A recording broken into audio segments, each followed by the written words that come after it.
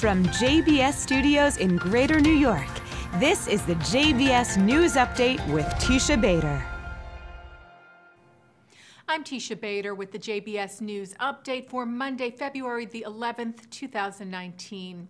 Well, a brutal attack near Jerusalem last week is now confirmed to have been an act of terror. When 19-year-old Ori Ansbacher was found dead Thursday in the Ein Yael forest on the outskirts of the city, Israeli authorities were not sure if her murder was nationalistically motivated. But yesterday, Israel's security agency, the Shin Bet, after arresting a Palestinian suspect, announced it was, in fact, terror. 29-year-old Arafat Irfaiya left his home in the West Bank city of Hebron Thursday armed with a knife.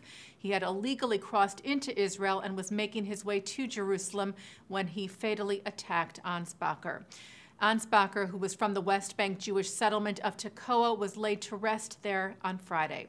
Israeli Prime Minister Benjamin Netanyahu and President Reuven Rivlin expressed their shock and grief. Netanyahu told the young girl's family that the entire Israeli people embraced them. Israel's ambassador to the United Nations, Danny Danon, said he met with the current president of the UN Security Council regarding the terror attack and called for the body to publicly denounce it, which has not occurred, though condemnation was heard from the UN's Special Coordinator for the Middle East peace process, Nikolai Mladenov, who wrote on Twitter, "There is no justification for violence and terror. Such brutal acts must be condemned by all." The accused murderer in the deadly shooting last October at the Tree of Life Synagogue in Pittsburgh appeared in federal court and pled not guilty to new charges today. A new indictment against Robert Bowers, who is accused of killing 11 people at the synagogue on October the 27th, added 19 additional counts to his original 44. The new charges include hate crime violations, obstructing religious belief, and using a firearm during crimes of violence. Well, tweets from newly elected Congresswoman from Minnesota Democrat Ilhan Omar suggesting that AIPAC pays members of Congress to be supportive of Israel are causing outrage. It all began on Sunday when Omar responded to a retweet from journalist Glenn Greenwald of a tweet from House Majority Leader Kevin McCarthy, who said he would take action against Omar because of her past anti-Israel remarks. Greenwald wrote, "It's stunning how much time U.S. political leaders spend defending a foreign nation, even if it means attacking free speech rights of Americans." Omar tweeted in response, "It's all about the Benjamins, baby," meaning it's all about money. She then responded to a tweet by forward editor Batya Unger-Sargon, who had written, "Would love to know who Ilhan thinks is paying American politicians to be pro-Israel." Omar replied, "AIPAC." Members of Congress from both sides of the aisle condemned Omar over the falsehood. AIPAC, which is the pro-Israel lobby, wrote, "We are proud that we are engaged in the democratic process to strengthen the U.S.-Israel relationship. Our bipartisan efforts are reflective of American values and interests.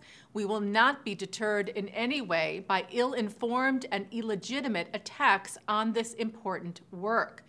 The Anti-Defamation League CEO Jonathan Greenblatt wrote, "The notion that wealthy Jews are controlling the government is a long-standing anti-Semitic trope and one of the pillars of modern anti-Semitism, a retread of ideas spread by bigots from David Duke to Louis Farrakhan.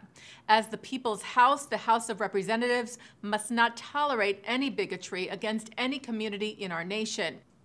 Greenblatt called on the House leadership to take immediate action after Omar's comments. He wrote, "So that the message is clear, anti-Semitism will not be tolerated." Israeli Prime Minister Benjamin Netanyahu will meet with U.S. Vice President Mike Pence and U.S. Secretary of State Mike Pompeo later this week at a Middle East conference taking place in Poland. Netanyahu is set to depart tomorrow to the Warsaw conference titled Ministerial to Promote a Future of Peace and Security in the Middle East. He told his cabinet meeting yesterday that the first issue on the agenda is Iran, how to continue preventing it from entrenching in Syria, how to thwart its aggression in the region, and above all, how to prevent Iran from attaining nuclear weapons. Netanyahu will address the gathering, which runs this Wednesday and Thursday. Well, Israel's Lunar lander is expecting to be launched within the next week or so. The nonprofit Israeli aerospace company leading the project, SpaceIL, said Bereshit, which translates to the name of the book of Genesis, will be launched from Cape Canaveral aboard a SpaceX Falcon 9 rocket no later, they said, than mid-February. Reports have mentioned February the 19th as the launch date. It will spend about 2 months getting to the moon, and if all goes well, will land on the lunar surface in April, making Israel the 4th country to soft land a spacecraft on the moon, following the U.S., Russia, and China.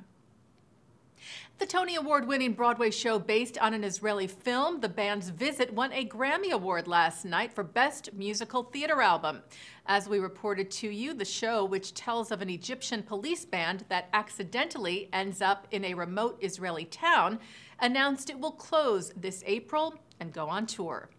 Taking a look now at our programming for tonight on JBS for Monday, February the 11th at 7 o'clock. It's The Wisdom of Dr. Ruth.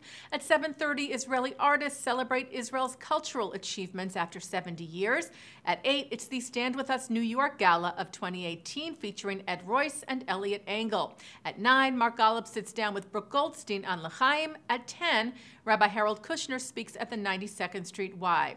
And coming up right after this newscast tonight at 6:30, a look at new tech innovations coming out of Israel. And that's the JBS News Update for Monday, February the 11th, 2019. I'm Teisha Bader.